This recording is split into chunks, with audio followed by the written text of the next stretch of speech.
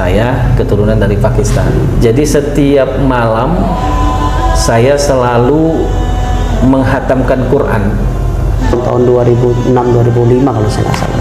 Ketika saya sedang dakwah di sini gitu, di sebelahnya ada keyboard bongkar kalau kita ingat ya. Jadi kalau saya berpikir, jangan mimpi kita punya anak yang rajin sholat kalau kita orang tuanya nggak pernah sholat. Jangan mimpi kita punya anak yang soleh kalau kita orang tuanya nggak pernah memberikan contoh-contoh yang baik kepada anak-anak kita.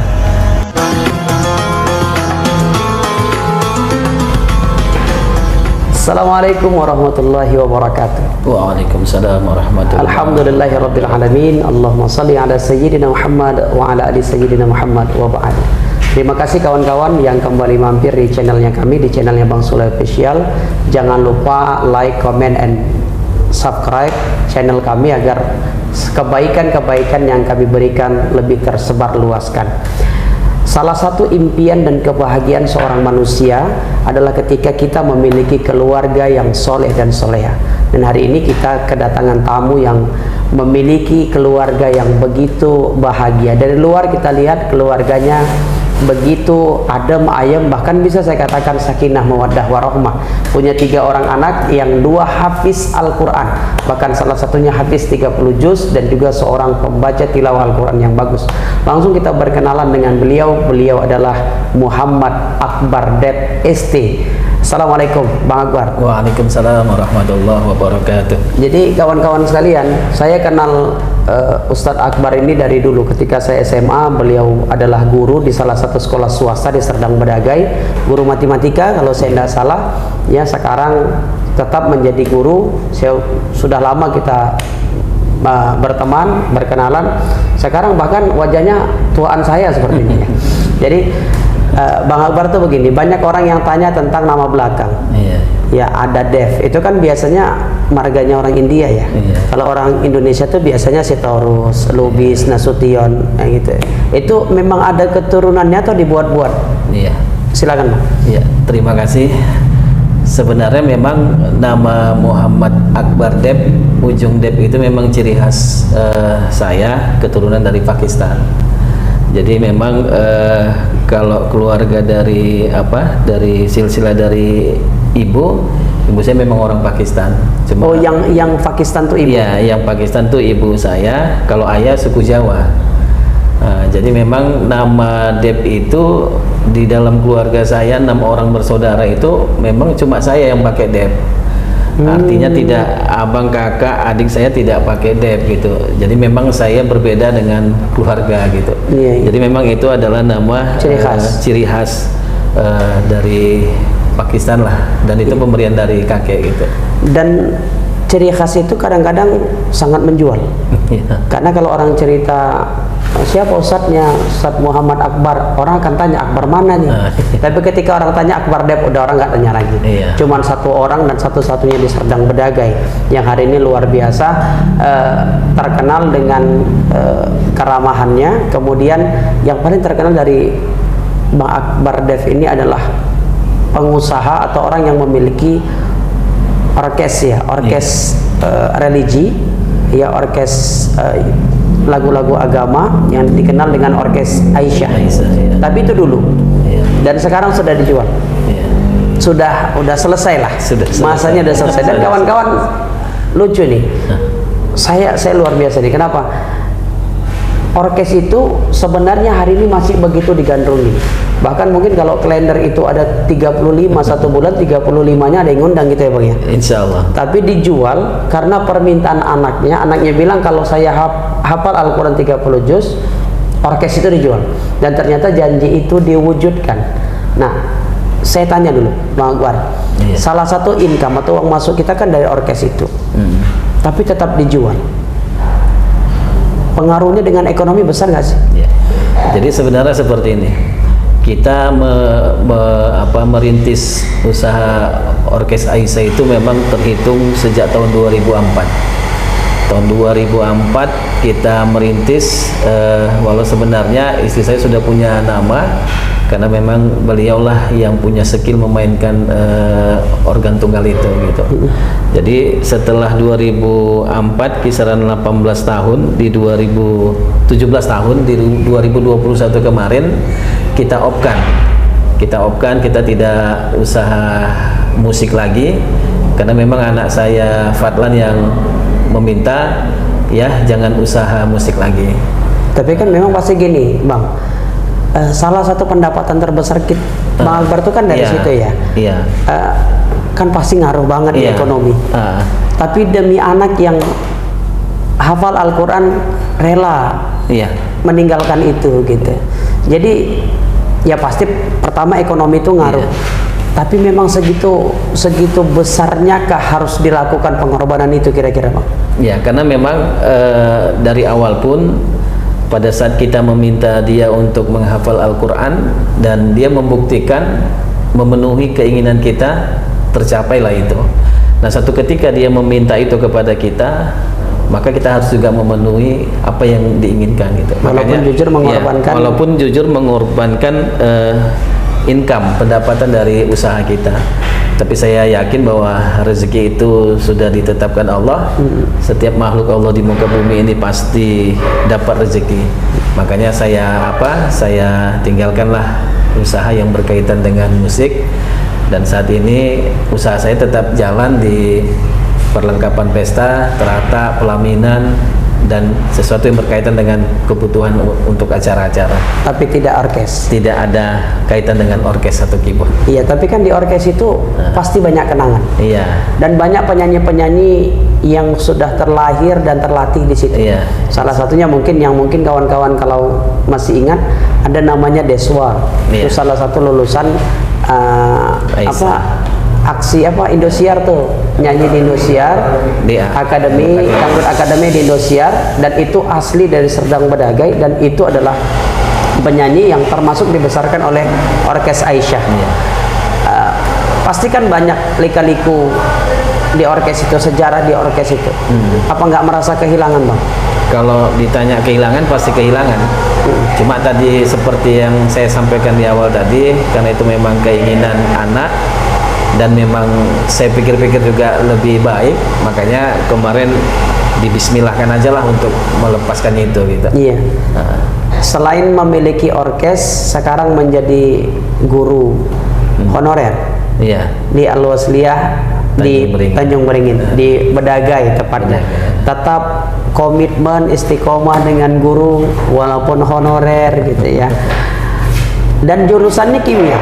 Iya, saya mengajar bidang studi kimia, matematika, fisika. Tapi banyak orang di luar yang menyangka bahwa sosok religiusnya seorang Akbar Dep ini menyangka seorang Akbar Dep itu guru agama. Gimana, Bang, kira-kira, Bang? Jadi sebenarnya kalau pendidikan saya itu kan selesai dari SMA, saya kuliah di Fakultas Teknik jurusan elektro di Universitas Muhammadiyah Sumatera Utara gitu. Jadi mengajar memang bidang studi eksak. Pernah mengajar di sekolah swasta di Serampa, saya sebagai guru matematika. Kemudian pernah juga mengajar di pondok pesantren di Desa Cempedak Lobang, itu ngajar fisika. Dan kemarin di Al-Wasliyah Tanjung Beringin saya mengajar kimia gitu. Jadi memang itulah materi yang saya ajarkan kalau saya mengajar di sekolah. Jadi kalau hari ini saya mengisi kegiatan-kegiatan dakwah atau apa, memang sebenarnya kalau dari sisi ilmu agama saya juga dangkalnya. Iya, tapi pertama gini, Bang, yang seru tadi gini. Pertama kan kita tahu income terbesarnya itu dari orkes. Iya. Dan sekarang hanya seorang guru honorer. Pastikan ekonomi itu sangat timpang ya. Gimana istri menanggapi, atau adakah support istri yang menanggapi tentang penurunan ekonomi yang drastis lah gitu? Jadi sebenarnya memang dari awal sebelum kita mengambil sebuah sikap untuk memberhentikan orkes Aisyah kita ini, memang kita kan sudah komunikasi dengan istri. Dan sebenarnya istri lebih memotivasi untuk memang harus diberhentikan gitu. Memang keinginan beliau juga gitu. Jadi kalau masalah income kalau yang selama hari kan kita punya usaha perlengkapan pesta. Jadi Tidak terlalu terganggu. Ya, tidaklah terlalu terganggu lah istilah pendapatan lah dari usaha yang kita jalani selama hari ini gitu. Iya. Berarti ekonomi nggak terlalu terganggu. Insya Allah. Baik, sebagai guru umum fisika, kimia, eksak lah. Tapi kan mulai sekarang masuk ke dunia dakwah atau mulai berdakwah. Ingat nggak, Bang Akbar pertama sekali dakwah itu kapan? Momentumnya apa gitu? Atau pertama kali khutbah Jumat ingat nggak di masjid apa dan kapan gitu? Iya. Pertama sekali saya khutbah Jumat itu di Masjid Baitul Huda. Masjid Baitul Huda itu di Dusun 8, Desa Pematang Setrat, Kecamatan Teluk Mengkudu. Karena memang itu adalah salah satu masjid yang dekat dengan tempat tinggal kita. Berapa tahun yang lalu kira-kira, Bang? Itu waktu itu saya duduk di bangku SMP kelas 3. Ya, Kelas 3? Ya, kelas 3 SMP. Itu pertama sekali saya jadi khotib dalam khutbah Jumat itu, kelas 3 SMP di Masjid Baitul Huda. Tapi waktu itu kan belum banyak yang kenal. Iya. Tapi sekarang sudah mulai khutbah hampir seluruh masjid di Serdang Bedagai. Aktifnya mulai khutbah, mulai ceramah dari panggung ke panggung itu ingat nggak Bang kapan kira-kira? Kalau yang saya tekuni memang untuk khutbah Jumat ini kisaran tahun 2004 setelah saya menikah lah. Kalau dulu ya tahun saya berumah tangga tahun 2004. Di 2004 itulah saya terus menekuni katakanlah di dunia dakwah gitu. Karena bagi saya secara pribadi pada saat saya bisa dan mampu memberikan atau mampu menggugah hati seseorang untuk merubah selama hari ini mungkin ada hal-hal yang tidak baik menuju ke arah baik, itu merupakan sebuah kepuasan batin bagi saya pada saat orang menerima gitu. Tapi kan memang dari seorang guru kemudian berdakwah nggak terlalu jauh cara penyampaiannya. Betul. Cuman yang jauh masalahnya, Bang, gurunya guru eksak sama ceramah tuh jauh kan. Ceramah nggak bahas kimia ya, Bang. Betul. Jadi bagaimana persiapannya, Bang, ketika khutbah, ketika dakwah? Karena kan yang kita ajarkan sehari-hari mungkin gini. Dulu saya pernah ngajar, 8 tahun saya ngajar bidang studinya fikih. Jadi ketika saya mulai ceramah, mulai khutbah itu kan ya bawa tentang sholat bisa, tentang wudhu bisa. Tapi memang itu bidang studi yang saya ajarkan di sekolah. Sesuai. Bang Akbar kan beda. Kan nggak mungkin ceritanya CO2 lah gitu ya. Itu gimana, Bang? Jadi sebenarnya gini, memang ini artinya bahwa pendidikan yang selama hari ini saya lakoni atau ilmu yang saya dapat itu memang tidak linear dengan aktivitas kita pada saat kita dakwah atau menyampaikan tausiah kepada jamaah gitu. Cuma memang itu adalah sebuah kelemahan bagi diri saya, sehingga pada saat memang saya akan menyampaikan sebuah materi dalam khutbah Jumat atau dalam konsep-konsep tausiah mengisi kegiatan Isra Mi'raj atau Maulid atau juga pengajian-pengajian, memang kita harus mempersiapkan materinya, dan itu memang harus betul-betul matang kita mempersiapkan materinya, sehingga pada saat kita menyampaikan itu lengkaplah sesuatu itu memang pas nyampe ke jamaah gitu. Menurut Abang sendiri tantangan terberat masuk ke dalam dunia dakwah itu apa, Bang? Sampai saat inilah. Jadi sebenarnya memang tantangan, sebenarnya kalau dikatakan tantangan terberat memang tidaklah terlalu begitu berat. Artinya apa?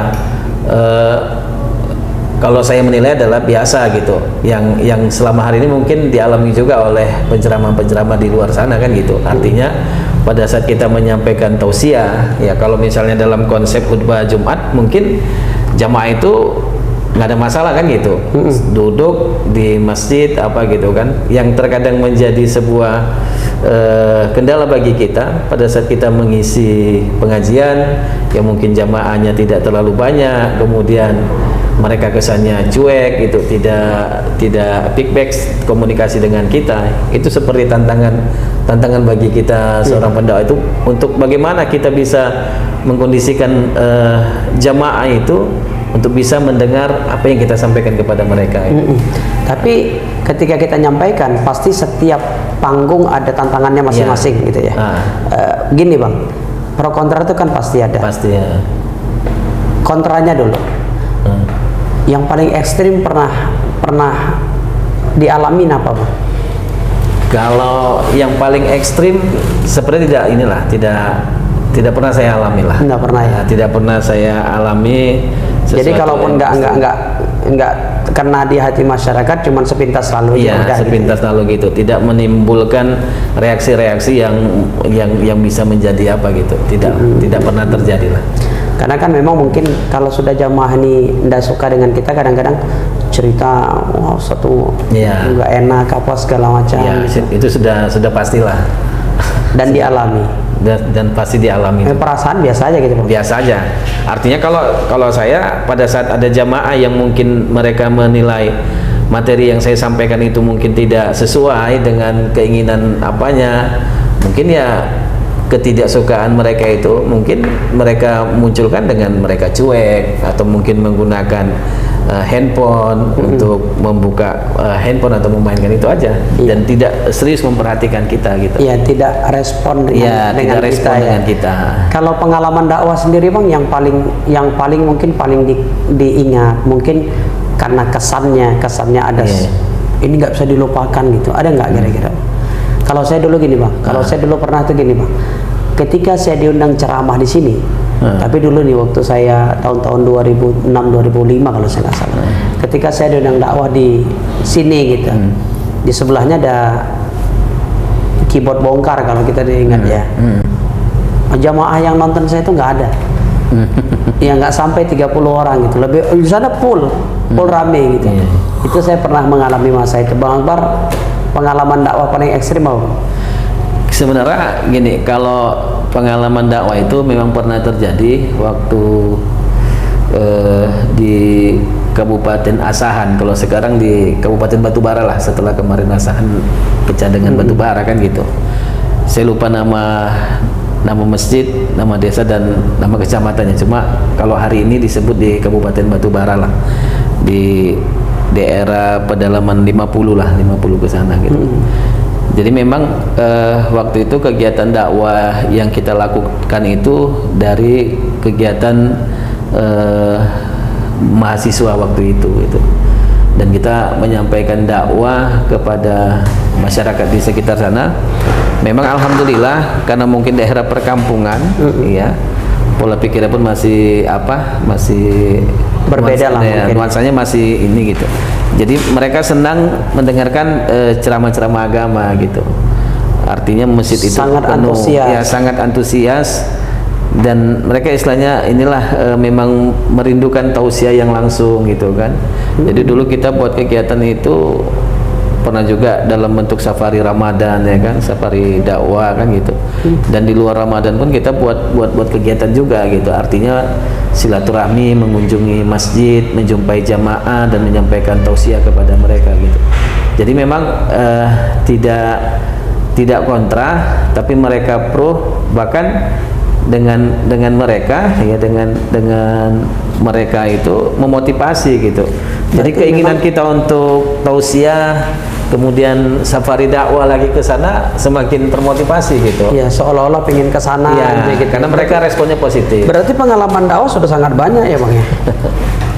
Iya, pernah juga saya ini ada di Masjid 50 itu berdampingan masjid dengan gereja yang di pinggir jalan. Nah, jadi waktu itu kami atas nama mahasiswa, jadi ada tokoh di Batubara itu meminta mahasiswa waktu itu kami untuk mengisi khutbah Jumat gitu. Jadi memang saya lah yang dipilih kawan-kawan pada waktu itu untuk mengisi, menjadi khatib dan imam sholat Jumat di Masjid Raya 50 lah yang sekarang yang berdampingan dengan gereja itu. Ya waktu itu namanya kita masih mahasiswa waktu itu kan. Awalnya down gitu kan, karena kan yang itu termasuk masjid besar gitu kan. Tapi alhamdulillah setelah kita laksanakan dengan bismillah, alhamdulillah lancar. Kalau latar belakang keluarga Bang, latar belakang memang dekat, religius juga, pendakwah juga, gimana Bang? Keluarga maksudnya keluarga Bang lah, bukan anak atau istri ya. Kalau dari keluarga saya sebenarnya tidak ada latar belakang pendakwah gitu. Kalau macam ayah saya hanya seorang petani kan gitu. Ibu saya pun hanya sebatas ibu rumah tangga kan. Jadi kalau latar belakang keluarga nggak ada lah. Tapi memang kita tertarik awalnya, tertarik. Dulu memang sebenarnya karena memang dulu kan saya bergabung di kegiatan remaja masjid waktu SMP gitu kan. Jadi kegiatan remaja masjid itu kita selalu mendapatkan didikan-didikan agama dari ustadz-ustadz kita. Berarti memang terbentuk dari lingkungan. Iya, dari lingkungan yang pasti waktu itu dari remaja masjid lah yang memotivasi kita. Jadi dari anak orang tua 6 bersaudara tadi Bang? Iya, 6 bersaudara. Yang lari ke dunia yang ke dunia dakwah itu berapa orang Bang? Cuma saya sendiri. Oh mungkin devnya itu mungkin yang bawa berkah itu ya? Ya bisa jadi seperti itu. Impian terbesar dunia dakwah yang belum tercapai apa Bang? Sebenarnya memang dari dulu saya memulaikan dari SMP kita berdakwah begitu, memang sebenarnya alhamdulillah saya di tahun 1997 waktu itu kan saya masih duduk di bangku SMA kelas 3. 97 itu kelas 3. Saya waktu itu kan SMA di SMA Negeri Tanjung Beringin. Jadi alhamdulillah waktu itu dengan izin Allah kita mengikuti lomba pidato tingkat nasional tahun 97, dan itu sebuah kebanggaan bagi saya. Tingkat nasional? Ya, tingkat nasional. Waktu itu presidennya masih Bapak Soeharto, wakilnya Pak Tri Sutrisno. Jadi sebuah kebanggaan bagi saya pada waktu itu. Saya anak kampung yang serba kekurangan baik dari sisi ekonomi maupun sisi-sisi yang lain pada waktu itu, tapi alhamdulillah Allah memberikan kesempatan kepada saya untuk bisa mengikuti lomba pidato tingkat nasional, dan saya pernah berpidato di depan presiden lah pada waktu itu tahun 1990. Itu sejarah yang nggak bisa dilupakan. Sejarah yang nggak bisa dilupakan, dan itulah yang memotivasi saya terus untuk jadi senang, suka, jadi hobi untuk berpidato, berdakwah gitu. Jadi sehingga ini yang memotivasi saya hingga terbentuklah hari ini gitu. Ya, dan insya Allah istiqomah sampai insya Allah akhir. Insya Allah. Dari seorang guru di bidang eksak, kemudian menekuni dunia dakwah, dan juga terjun ke dunia politik. Gitu ya Bang ya. Sekarang nggak bisa dipisahkan dengan dunia politik ya. Gitu Bang. Jadi sekarang kegiatan di pemerintahan apa Bang? Kalau di pemerintahan tidak ada. Oh, tidak ada ke apalah. Cuma kalaupun berkenaan dengan inilah ada kegiatan saya di bawah Dinas P2KB P3A, yaitu saya sebagai ketua harian P2TP2A, Pusat Pelayanan Terpadu Perlindungan Perempuan dan Anak untuk di Kabupaten Serdang Bedagai. Artinya tetap masuk ke dalam jajaran pemerintahan lah. Ya, tetap berpolitik.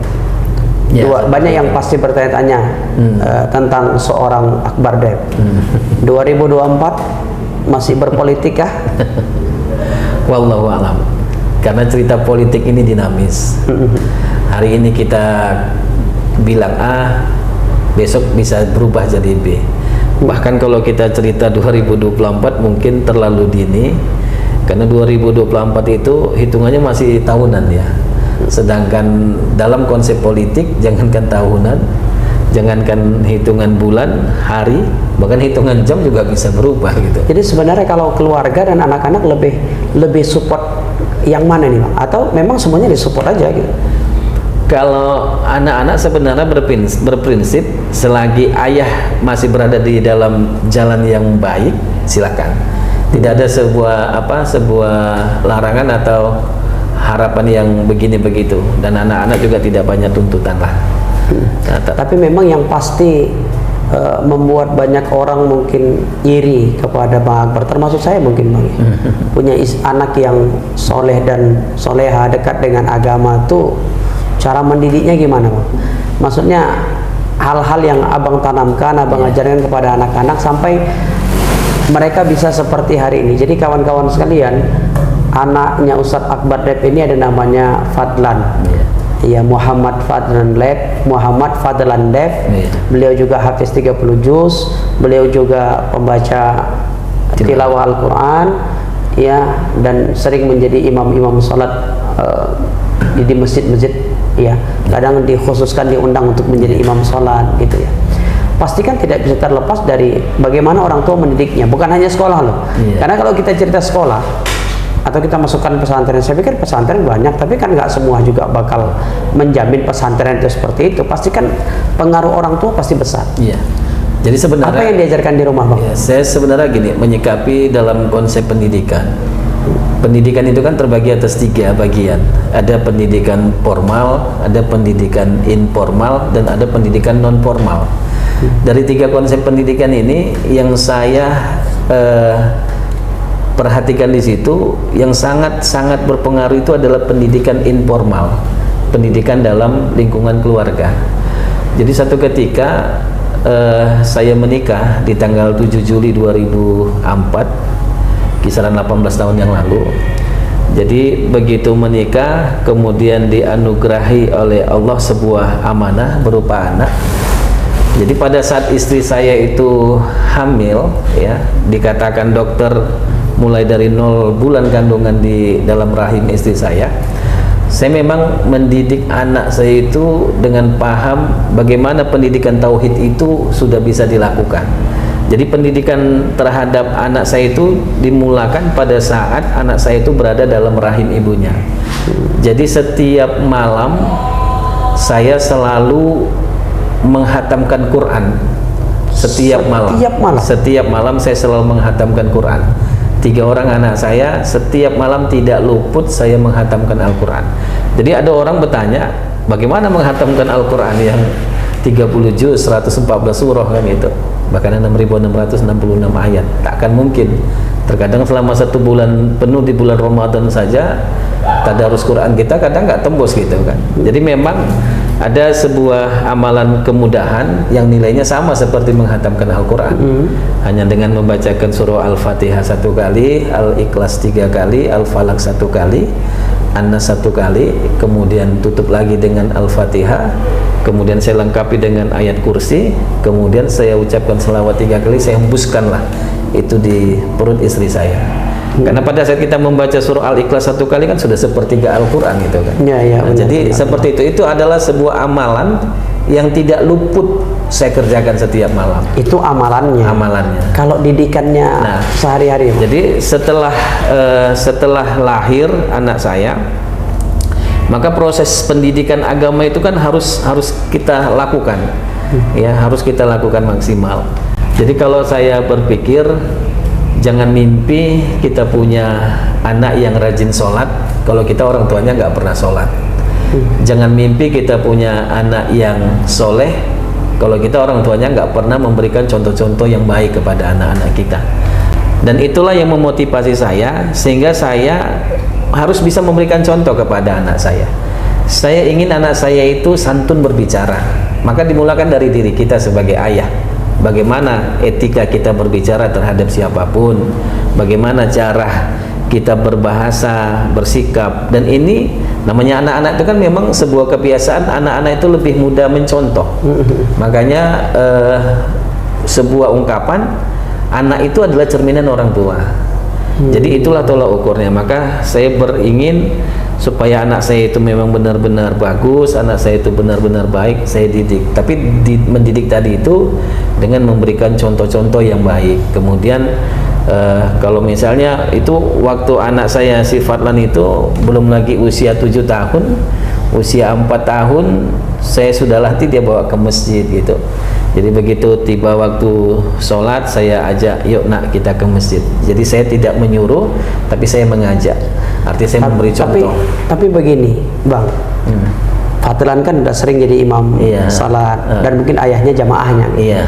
Ingat nggak pertama sekali Bang Akbar itu berjamaah dengan Fadlan, Fadlan yang jadi imam, Bang Akbar jamaahnya, dan perasaan waktu itu gimana? Jadi memang waktu Fadlan usia kelas 4 SD, Dia mau jadi imam sholat tarawih pada waktu itu. Kelas 4 SD. Kelas 4 SD. Mau imam sholat tarawih.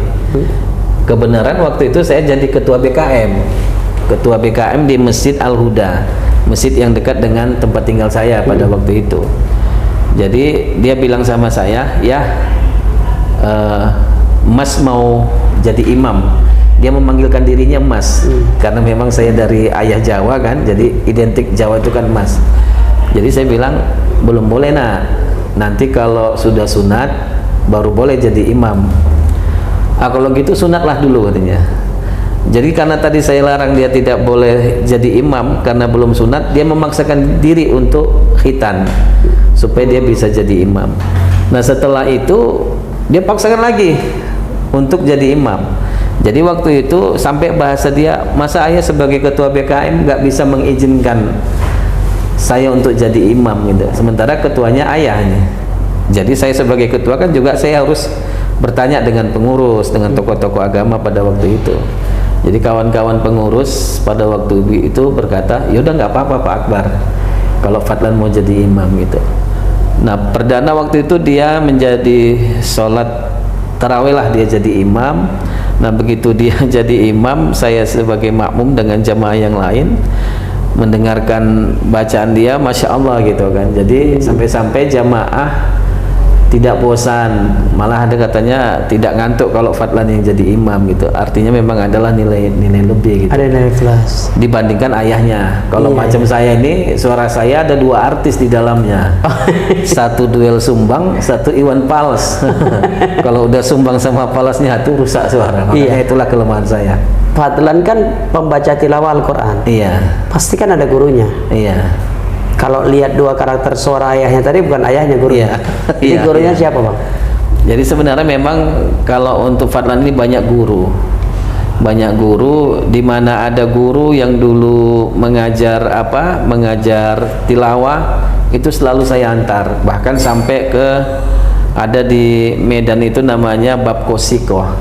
Iya. Bab Kosiko itu diantar sampai sana. Ya, setiap hari Minggu itu saya selalu antar dia ke Medan gitu.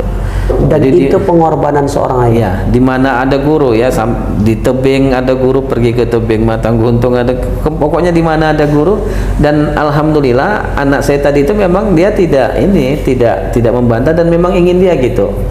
Jadi dia suka belajar dengan banyak guru supaya dapat banyak ilmu. Masing-masing guru kan punya nilai lebih gitu kan. Dan melihat hasilnya hari ini, pengorbanan itu terasa terbayarkan gitu Bang. Alhamdulillah. Susah payah, lelah yang dulu pernah saya jalankan untuk mendidik anak-anak saya, hari ini Masya Allah luar biasa. Dan saya merasakan kepuasan batin lah dalam konsep itu. Iya. Jadi kalau saya jadi Bang Akbar ini, saya inginnya satu Bang, nulis buku rahasia membina rumah tangga yang sakinah.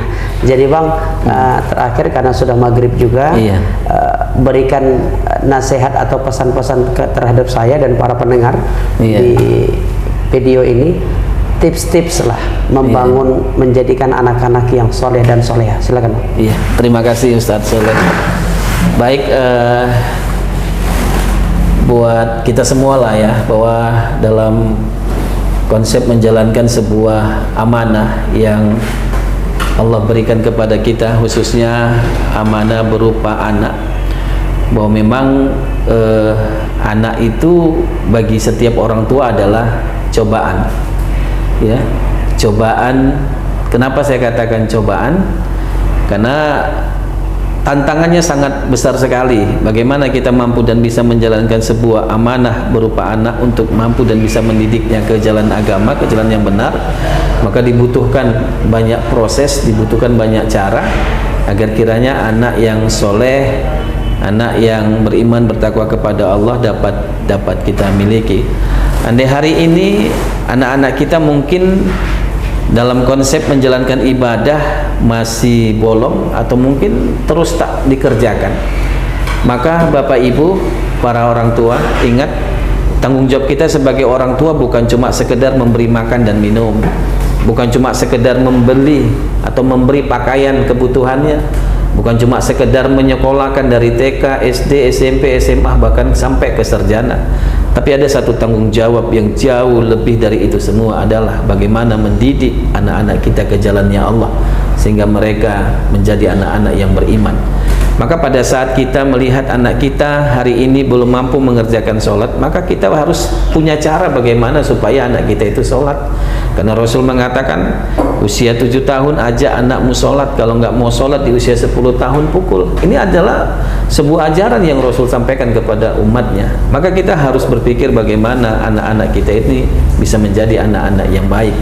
Karena yakinlah, anak-anak yang beriman, anak-anak yang bertakwa kepada Allah, itu suatu saat akan menjadi penolong bagi kita orang tuanya. Dan insya Allah anak-anak yang beriman, anak-anak yang soleh tidak akan pernah mau masuk ke dalam surga sebelum ayah dan ibunya ikut bersamanya.